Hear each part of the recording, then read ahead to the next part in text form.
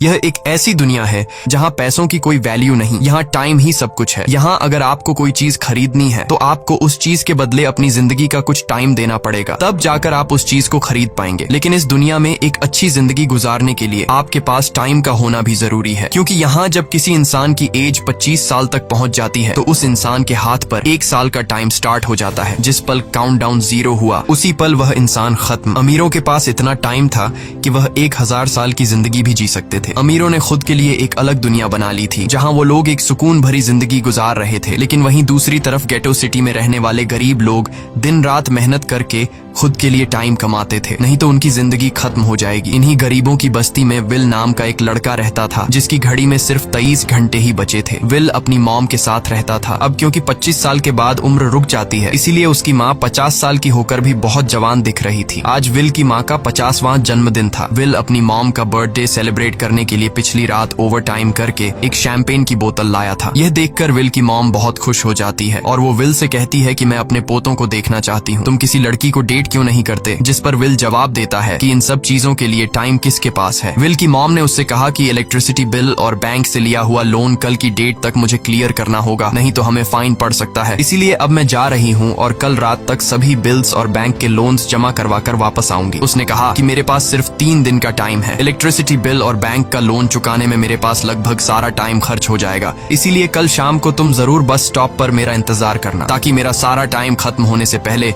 मैं तुमसे कुछ टाइम ले सकूं। इस पर विल ने कहा ठीक है, मैं टाइम पर पहुंच जाऊंगा। जाने से पहले विल की माँ विल के हाथ को छूकर उसकी बॉडी में 30 मिनट ट्रांसफर करती है ताकि विल अच्छा नाश्ता खरीद कर खा सके। इसके बाद दोनों अपने अपने काम पर निकल गए। रास्ते में विल के पास एक छोटी बच्ची आती है। वो विल को एक कैप्सूल देकर विल से उसका थोड़ा सा टाइम मांगती है। विल मुस्कुराते हुए उस छोटी बच्ची को कैप्सूल में अपनी जिंदगी का 5 मिनट का टाइम दे देता है और वह चली जाती है। यहाँ हमें पता चलता है कि यह लोग अपने टाइम को एक कैप्सूल में स्टोर भी कर सकते हैं, जिससे यह लोग कभी भी यूज और ट्रांसफर कर सकते हैं। इसके बाद विल काम के लिए फैक्ट्री पहुंच जाता है। काम शुरू करने से पहले वह कॉफी लेने जाता है, लेकिन वहाँ वह देखता है कि हर एक चीज का दाम डबल हो गया है। जहां पहले कॉफी 2 मिनट की मिलती थी, अब उसका प्राइस डबल होकर 4 मिनट हो चुका है। यहाँ पर कभी भी किसी चीज का भी दाम बढ़ा दिया जाता है बिना किसी अनाउंसमेंट के। ये बात विल को बहुत बुरी लगती है। मजबूरी में विल ने भी कॉफी के लिए अपनी जिंदगी के 4 मिनट पे किए और काम पर लग गया। दिन भर के काम के बाद रात के वक्त विल अपने दोस्त के साथ एक बार में जाता है। विल का दोस्त एक नंबर का शराबी था। वह हर वक्त शराब के नशे में टली रहता। विल का दोस्त विल को इशारे में बताता है कि वह आदमी सबको फ्री में दारू पिला रहा है और उसके पास बहुत ज्यादा टाइम है। ये सुनकर विल ने जब उस आदमी की तरफ देखा तो उसे चारों तरफ से लड़कियों ने घेरा हुआ था। विल की जब उस आदमी की घड़ी पर नजर गई तो उस आदमी के पास 116 साल का टाइम था। ये देखकर विल समझ जाता है कि यह आदमी ग्रीनिच सिटी से है, क्योंकि गेटो सिटी में लोगों के पास ज्यादा से ज्यादा 2 दिन का टाइम होता है। विल उस आदमी के पास आया और उसे वार्न करने लगा कि यहाँ पर तुम्हें नहीं होना चाहिए था। यहाँ चोरों का खतरा है, ये लोग तुम्हें मारकर तुम्हारा टाइम चुरा लेंगे, इसलिए जल्दी से यहाँ से निकल जाओ। लेकिन वो आदमी विल की बातों को सीरियस नहीं लेता और उसे इग्नोर करके ड्रिंक करने लग जाता है। तभी उस बार में फोर्टिस नाम का एक गैंगस्टर अपने ग्रुप के साथ आया, जिसे देखकर सारे लोग बाहर निकल भागे। दरअसल यह शहर के सबसे बड़े गुंडे हैं जो लोगों से जबरदस्ती टाइम चुराते हैं। विल का दोस्त विल को पकड़कर ले जाने लगा, लेकिन विल ने जाने से इनकार कर दिया और वहाँ एक कोने में छिपकर सब कुछ देखने लगा। फोर्टिस उस अमीर आदमी से उसका सारा टाइम लूटने आया था। फोर्टिस उस अमीर आदमी को चैलेंज करता है कि चलो पंजा लड़ाते हैं और जो हारेगा वह अपना सारा टाइम जीतने वाले को दे देगा। ये टाइम फाइट आर्म रेसलिंग की तरह थी, जिसमें 2 लोगों को एक दूसरे की कलाई पकड़नी होती थी। जिस भी इंसान की कलाई नीचे होती थी उसका टाइम घटने लगता था और वो टाइम उस आदमी के हाथ में ट्रांसफर होने लगता था जिसकी कलाई ऊपर होती थी। इस तरह जीतने वाला इंसान सारा टाइम उस दूसरे आदमी से अपनी बॉडी में स्टोर करके उसे मार देता। फोर्टिस उस आदमी से कहता है, क्या तुम इसके लिए तैयार हो? इस पर उस अमीर आदमी ने कहा कि मैंने बहुत ज्यादा ड्रिंक की हुई है, इसलिए मुझे कुछ टाइम चाहिए, उसके बाद मैं तुम्हारे चैलेंज के लिए तैयार हूँ। फोर्टिस कहता है कि ठीक है, ये तुम्हारी आखिरी ख्वाहिश है, जाओ, मैं तुम्हें तैयार होने के लिए कुछ मिनट देता हूँ। फोर्टिस उसके साथ अपना एक आदमी भी भेज देता है ताकि यह भाग न सके। वो अमीर आदमी बाथरूम में आकर बहुत ज्यादा उल्टियां करने लग जाता है, क्योंकि उसे काफी चढ़ गई थी। इसलिए अगर वो इस हालत में फोर्टिस से पंजा लड़ता तो इस अमीर आदमी का हारना कंफर्म था। तभी विल वहाँ पर आ जाता है। वो फोर्टिस के आदमी को मारकर उस अमीर आदमी को अपने साथ उस जगह से बाहर निकाल लेता है और उसे फोर्टिस से बचाकर एक सेफ जगह पे ले आया। विल ने उस अमीर आदमी से कहा कि मैंने तुमसे कहा भी कि तुम्हारी जान को खतरा है, तुम जानबूझकर अपना टाइम क्यों बर्बाद कर रहे हो। वो आदमी विल को अपना नाम हेनरी बताता है और वो विल से पूछता है कि तुम्हारी उम्र कितनी है। विल ने बताया 28 साल। हेनरी ने कहा मेरी मेरी उम्र 105 साल है और अब मैं जिंदगी से थक चुका हूँ। मैंने अपनी लाइफ में हर एक चीज का मजा लिया है और अब मुझे इस जिंदगी की जरूरत नहीं है। मैं जीना नहीं चाहता। ये सुनकर विल ने हैरानी से पूछा, आखिर तुम कहना क्या चाहते हो? इस पर हेनरी ने कहा, लगता है तुम अब तक हकीकत से अनजान हो। क्या तुमने कभी सोचा है कि इस दुनिया में अलग अलग टाइम जोन्स क्यों बनाए गए हैं?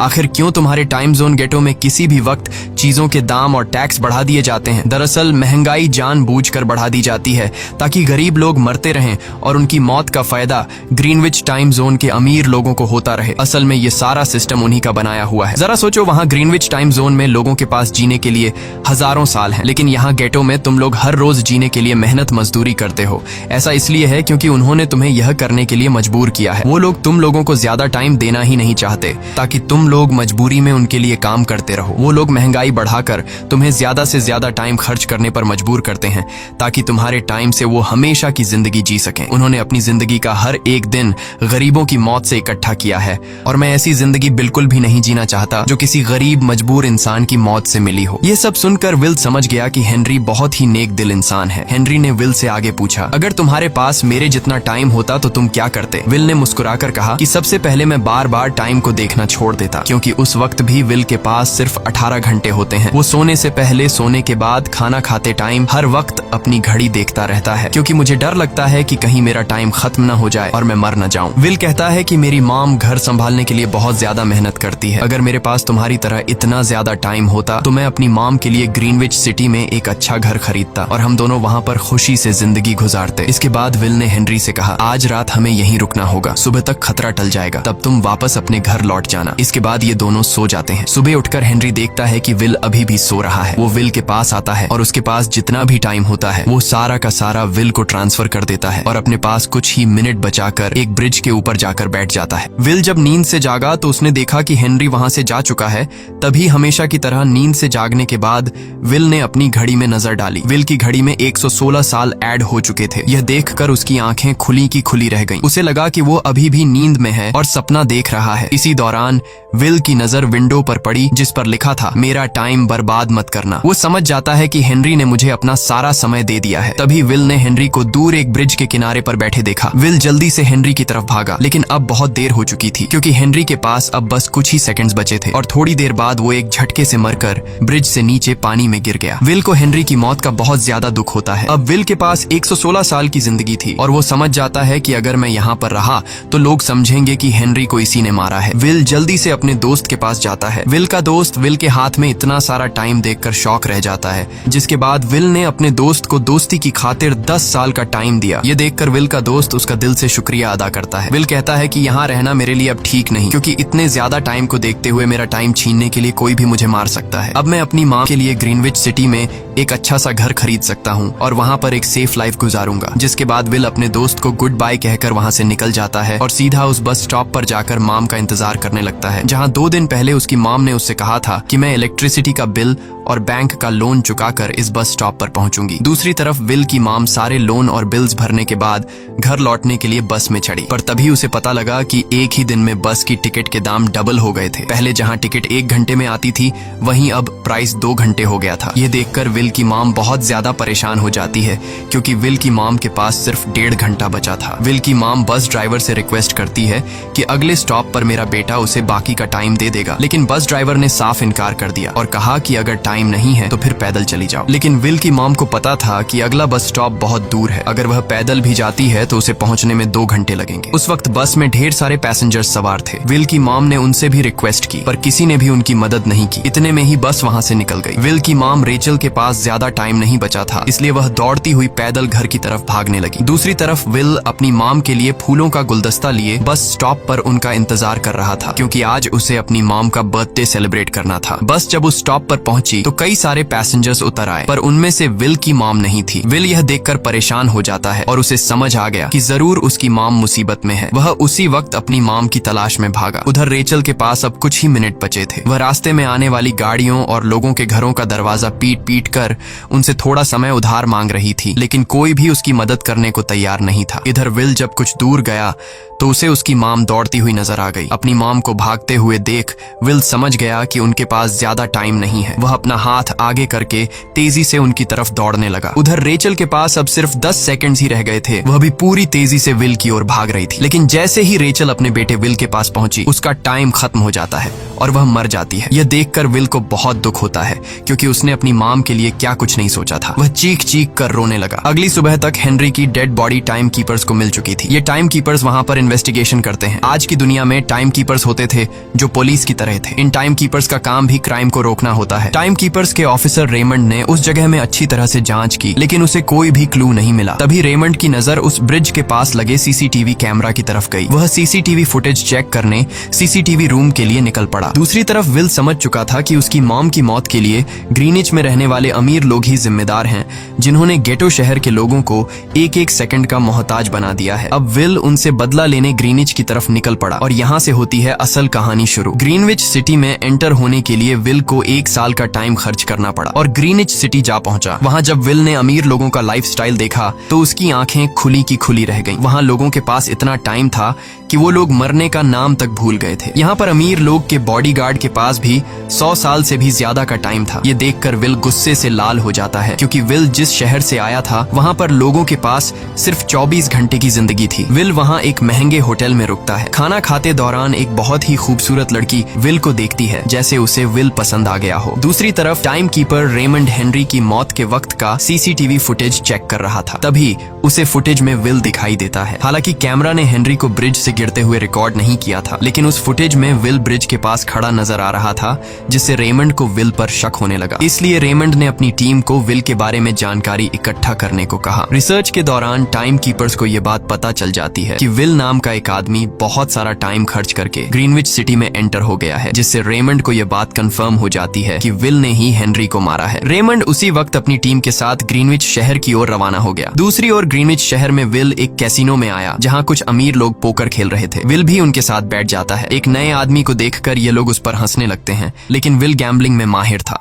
आज उसके लिए अमीरों से पैसे निकालने का सबसे अच्छा मौका था। विल ने फिलिप नाम के एक रईस आदमी के साथ पोकर की बाजी खेली। फिलिप यहाँ का सबसे रईस इंसान है। उसके पास खुद का एक टाइम बैंक है जो लोगों को लोन पर टाइम देता है। फिलिप के साथ उसकी डॉटर भी बैठी होती है। यह वही लड़की है जो कुछ देर पहले विल को गौर से देख रही थी। गेम जब शुरू हो जाती है तब विल अपनी लाइफ का सारा टाइम दांव पर लगा देता है और अपनी माइंड के बदौलत वो फिलिप से 1100 साल जीत जाता है। यह देखकर फिलिप की बेटी सिल्विया विल से काफी ज्यादा इम्प्रेस हो जाती है। उसने विल को कल रात अपने घर पार्टी पर इनवाइट किया। फिर अगली शाम विल एक नई नवेली कार खरीदकर फिलिप की पार्टी में जा पहुंचा। वहीं पार्टी के दौरान विल और सिल्विया डांस करने लगते हैं और सिल्विया मन ही मन विल को दिल दे बैठी। वो अपनी दिल की बात विल से करने ही वाली थी कि तभी टाइम कीपर रेमंड अपनी टीम के साथ वहां पहुंचता है और विल को पकड़ लेते हैं। विल को खूनी समझकर सिल्विया भी उससे नाराज हो गई। रेमंड ने सबसे पहले विल का सारा टाइम उससे छीनकर सिर्फ 2 घंटे दिए। उसके बाद वो विल को हेनरी के खून के इल्जाम में गिरफ्तार करने लगा। रेमंड विल से पूछता है कि तुमने हेनरी को क्यों मारा। विल उसे कहता है कि मैंने उसे मारा नहीं था,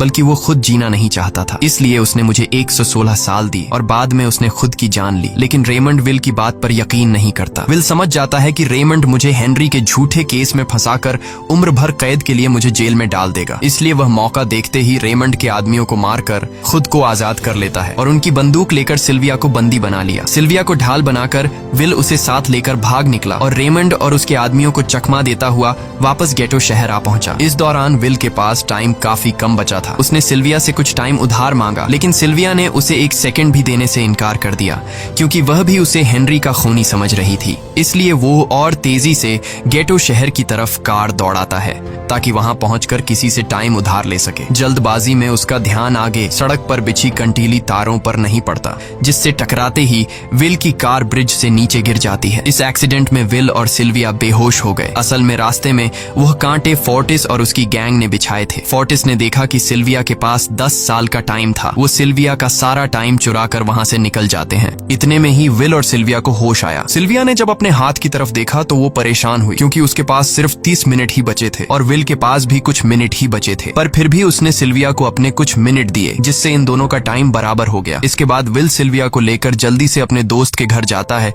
जिसे उसने 10 साल दिए थे। जब उसके दोस्त की वाइफ ने दरवाजा खोला और उसने विल को देखा तो उसने विल से नाराजगी जताते हुए कहा, तुम्हारे दिए हुए 10 साल ने मेरे हस्बैंड की जान ले ली। उसने सारा टाइम शराब में उड़ा दिया जिससे उसकी मौत हुई। ये सुनकर विल मायूस हो गया, लेकिन अब इन दोनों के पास भी ज्यादा टाइम नहीं था। अगर यह दोनों जल्दी से कुछ नहीं करते तो इनकी भी मौत पक्की थी। तभी विल ने सिल्विया के कानों में ईयरिंग देखी जो हीरे की थी। उसे बेचकर विल और सिल्विया को 2 दिन का टाइम मिल गया। इसके बाद विल सिल्विया को लेकर फोन बूथ पर आया। उसने सिल्विया के पिता फिलिप को कॉल किया और बताया कि उसकी बेटी अब तक सही सलामत है। उस वक्त रेमंड भी फिलिप के पास ही मौजूद था और विल को भी पता था कि रेमंड भी वहाँ मौजूद है। विल ने सिल्विया को छोड़ने के बदले 10,000 साल का टाइम मांगा और वो 10,000 साल टाइम बैंक के जरिए गरीब लोगों में बांटने को कहा और कल सुबह तक का टाइम दिया। हालांकि फिलिप के लिए यह रकम कुछ भी नहीं थी, पर फिलिप किसी भी कीमत पर गरीबों को टाइम नहीं देना चाहता था। इधर विल सिल्विया को अपने घर ले आया जहां पर दोनों सुबह होने का इंतजार कर रहे थे। इसी दौरान सिल्विया ने विल से पूछा कि उसकी फैमिली कहाँ है। इस पर विल ने बताया कि पिछली रात ही टाइम न होने की वजह से मेरी माँ की डेथ हुई। ये सुनकर सिल्विया को बहुत बुरा लगता है और उसे एहसास होता है कि यहाँ गरीब लोग हर पल मौत के डर में जीते हैं। उन्हें एक दिन का टाइम कमाने में कितनी मेहनत करनी पड़ती है। अगली सुबह बैंक खुलते ही विल और सिल्विया खिड़की से बैंक पर नजर रखने लगे, लेकिन बैंक ने गरीबों में टाइम नहीं बांटा। सिल्विया यह देखकर बहुत मायूस हो गई कि टाइम के आगे उसके पिता के लिए अपनी बेटी की भी कोई कीमत नहीं थी। अब सिल्विया को समझ आ गया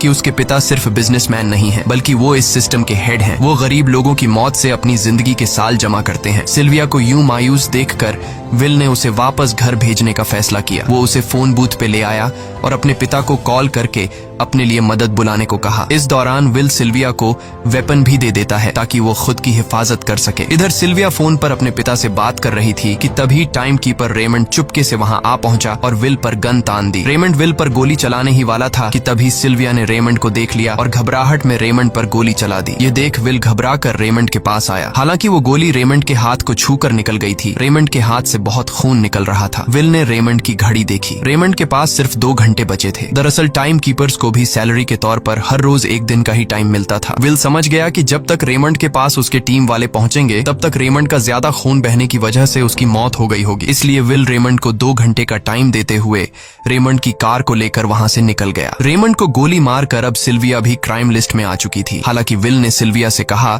कि वो अभी इन सब से निकल सकती है, लेकिन ग्रीनिच में सिल्विया की जिंदगी पिंजरे में कैद पंछी की तरह थी। उसके पिता फिलिप ने उस पर बहुत सारी पाबंदियां लगा दी थीं, पर यहाँ आकर उसे आजादी का एहसास हो रहा था क्योंकि यहाँ वो अपनी मर्जी की मालिक थी और सिल्विया समझ जाती है कि यहाँ पर लोगों के साथ गलत हो रहा है। अब वह भी गरीबों को उनका हक दिलाने में विल के साथ थी। विल और सिल्विया ने मिलकर अमीरों को लूटना शुरू कर दिया। सिल्विया जो कि ग्रीनिच सिटी के चप्पे चप्पे से वाकिफ थी, इसलिए इन दोनों ने प्लान बनाया कि वो ग्रीनिच सिटी में बैंक से टाइम कैप्सूल चुराएंगे और उनको गरीबों में बांट देंगे। सिल्विया ने सबसे पहले अपने पिता फिलिप के कई सारे बैंक्स में डाका डाला क्योंकि फिलिप ने गरीबों की मौत से वह सारा टाइम इकट्ठा किया था। इन दोनों ने तिजोरी से सभी टाइम कैप्सूल एक बैग में पैक करके वहां से निकल गए और उन्हें गरीबों में बांटने लगे। इतनी बड़ी चोरी करने के बाद अब सरकार भी इन दोनों से तंग आ चुका था, इसीलिए सरकार ने इन दोनों के सर पर 10 साल का टाइम इनाम रख दिया। ये खबर सुनते ही गैंगस्टर फोर्टिस अब इन दोनों को कुत्ते की तरह ढूंढने लगा, लेकिन विल और सिल्विया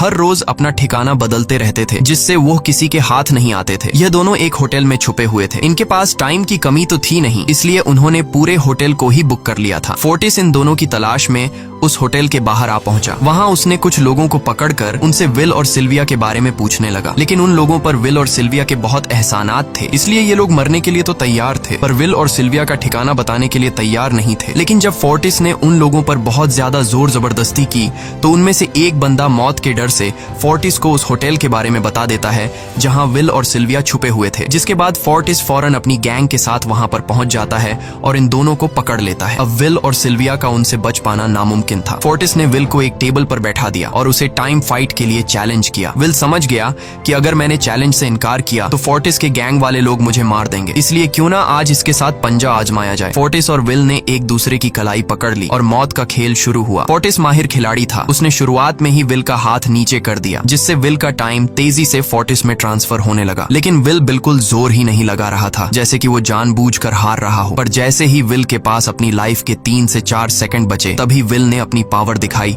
और एक झटके से फोर्टिस का हाथ नीचे कर दिया। फोर्टिस की आंखें खुली की खुली रह गईं। वो पूरा जोर लगाकर अपना हाथ ऊपर करने की कोशिश कर रहा था, लेकिन विल की ताकत के आगे वो ढीला पड़ चुका था। ये देख फोर्टिस के आदमियों का ध्यान फोर्टिस की घड़ी पर अटक गया। अब उनका बॉस मरने वाला था। इतने में ही मौका पाकर विल ने अपने जूते से गन निकाली और पलक झपकते ही फोर्टिस के सारे आदमियों को शूट कर दिया, क्योंकि अगर वो ऐसा नहीं करता तो वो लोग उसे मार देते। इसी के साथ फोर्टिस का टाइम 0 हो गया और वह भी मारा गया। विल और सिल्विया जल्दी से वहां से भाग निकले। इसी दौरान उन्होंने देखा कि अमीरों ने सारा खेल पलट दिया था। विल और सिल्विया ने गरीबों में जितना भी टाइम बांटा था उसकी वैल्यू अब कुछ भी नहीं रही थी, क्योंकि अमीरों ने महंगाई के दर को कई गुना बढ़ा दिया था। यह देख विल हारा हुआ महसूस करने लगा और उसे लगा कि मैं कभी भी इन गरीबों को उनका हक नहीं दिला सकूंगा। उसने सिल्विया से कहा कि अब सब खत्म हो चुका है। अगर वो लोगों में 1000 साल भी बांट दें तो अमीर लोग महंगाई को और ज्यादा बढ़ा देंगे, जिससे लोगों की हालत कभी नहीं सुधर पाएगी। सिल्विया ने कहा कि कोई तो रास्ता होगा। इस पर विल ने कहा कि हमें लाखों साल चुराकर इन लोगों को देने होंगे, तब जाकर हम लोग महंगाई को कंट्रोल कर सकते हैं। हालांकि यह इतना आसान नहीं था, पर सिल्विया ने इसके लिए एक प्लान सोच रखा था। अगली ही सुबह जब फिलिप अपने बॉडीगार्ड्स के साथ ऑफिस पहुंचा, तभी सिल्विया वहां आई और उसने अपने पिता से कहा कि वो सरेंडर करना चाहती है। तब सारे गार्ड्स ने सिल्विया पर गन तान दी, लेकिन तभी वहां पीछे से